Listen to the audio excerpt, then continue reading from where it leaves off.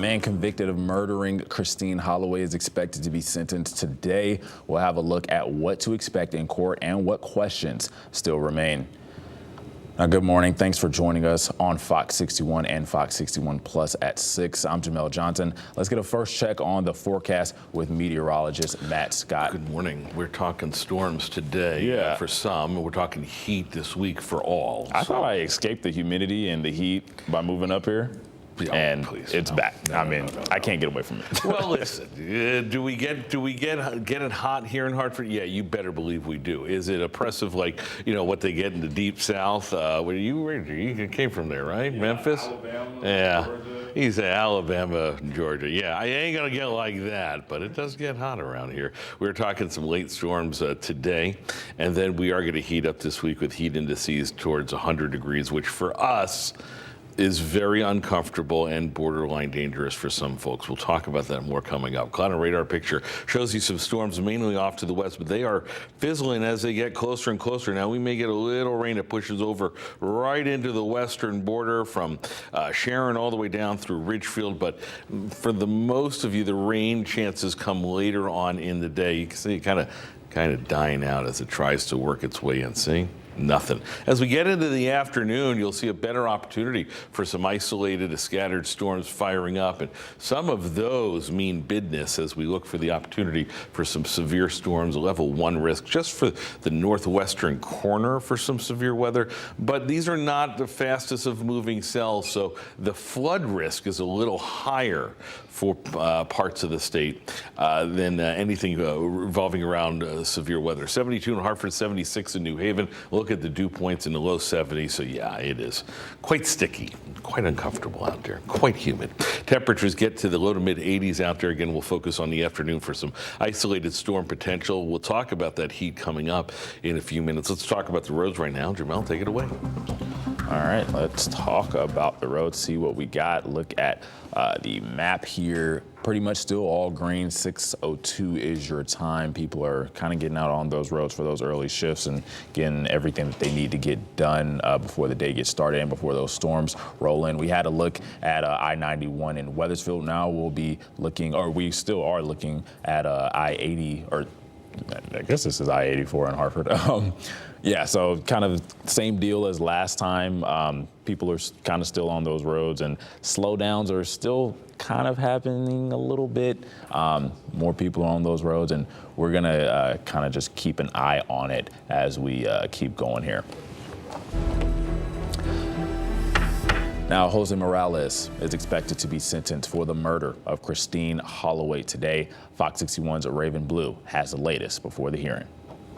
48-year-old Jose Morales was convicted of murder and tampering with evidence in the 2019 murder of Christine Holloway, his girlfriend at the time. The crime happened inside her Ansonia apartment in December of that year. Police say Holloway was beaten to death and that the couple's 1-year-old daughter, Vanessa, has been missing ever since. During his trial, Morales claimed 2 masked intruders broke into the apartment and attacked Holloway with a crowbar and kidnapped the little girl. He told investigators he was unable to stop the intruders because he was high on PCP. The jury did not believe his story and found him guilty on April 22, 2025. He now faces up to 65 years in prison, 60 for murder, and another 5 for destroying evidence. Despite the conviction, the case remains unresolved because police have yet to find Vanessa Morales. Authorities say they continue to follow leads, but so far, no trace of the toddler has been found. The state is asking for the maximum sentence. Morales will learn his fate Monday, but for many in Ansonia and beyond, justice won't feel complete until baby Vanessa is found.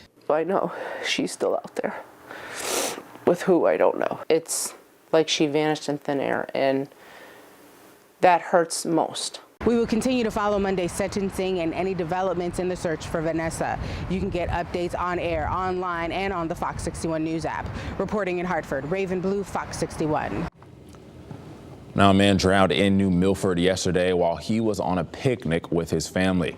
Police say 43-year-old Simon Hernandez from Yonkers, New York, ventured too deep into the Housatonic River. He went under the water and never came up. Crews searched for about 3 hours. The New Milford police dive team eventually found his body. Now, the area where this happened is owned and controlled by First Light Power, and the public can access it. New Milford Mayor Peter Bass says this area is known to have major undercurrents that can trap even the most experienced of swimmers. Mayor Bass says he plans to speak with First Light Power later today. 2 people are dead after a 3-car crash in Colchester. State police say it happened yesterday afternoon on Route 16, and 2 of the cars rolled over. First responders said 3 people were stuck in the cars, and a Lifestar helicopter carried victims to the hospital. Officers say Route 16 between Standish and Davidson Roads is still closed. And a man was seriously hurt in a motorcycle crash in Manchester. Police say it happened around 12:30 yesterday afternoon at Woodbridge Street and East Middle Turnpike. Officers say a car and a motorcycle crashed head-on. At last check, the 21-year-old motorcyclist is listed in serious condition. We're working to get more details. Right now, the driver has not been charged. Officers say the scene is now clear, but if you saw what happened, they urge you to give Manchester Police Department a call. And workers had to leave a food plant in Ellington due to an ammonia leak. The Department of Energy and Environmental Protection's Emergency Response Unit got to the Country Pure Foods facility on West Road just before 4 yesterday afternoon. DEP personnel shut off the leak's source. Crews are still monitoring air levels inside to make sure it's safe for workers to return and the repairs to begin. Around 15 employees were pulled out of the building as a precaution, and no one was hurt, thankfully. The ammonia vented outside, and DEP says there is no risk to people who live in that neighborhood. And we have learned the name of the woman killed in a crash in Norwalk. Police say 84-year-old Josephine Pimpinella died after she was hit by a pickup truck Saturday morning. It happened around 10:15 on Connecticut Avenue. Investigators say she was hit while crossing a driveway outside of Delhi. The accident is still under investigation, and Norwalk police are looking for anyone who may have seen the crash. And we've learned the name of the man shot and killed in New Haven Friday night.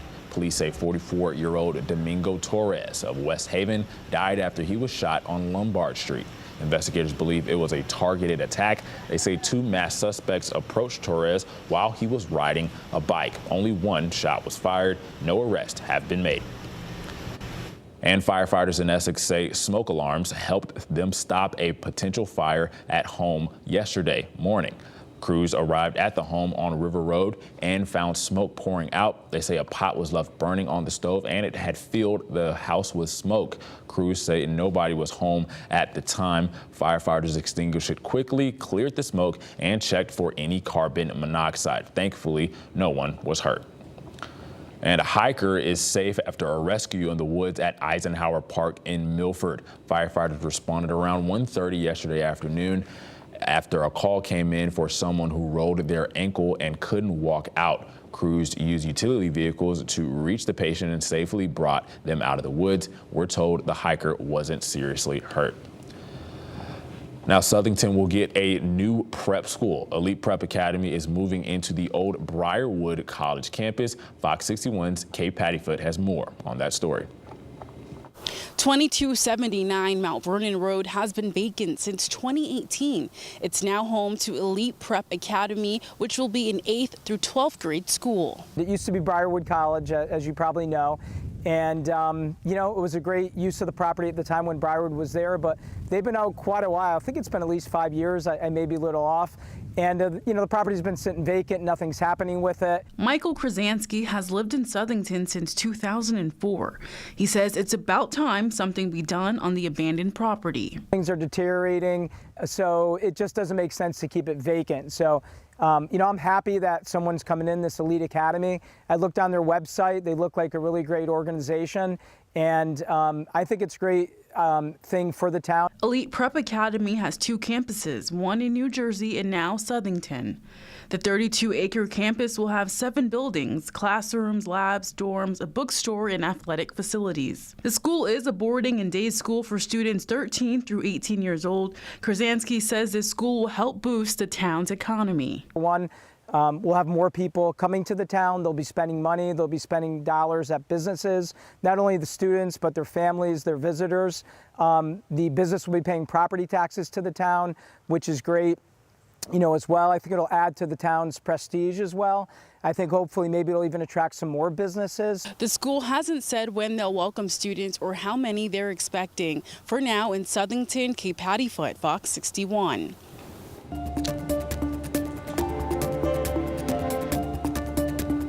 And search and recovery efforts are expected to resume today in Central Texas. Heavy rain over the weekend forced crews to pause their efforts along the Guadalupe River. At least 132 people have died in the floods. More than 160 people are still believed to be missing in Kirk County from this tragedy, and another 10 people are missing in nearby areas.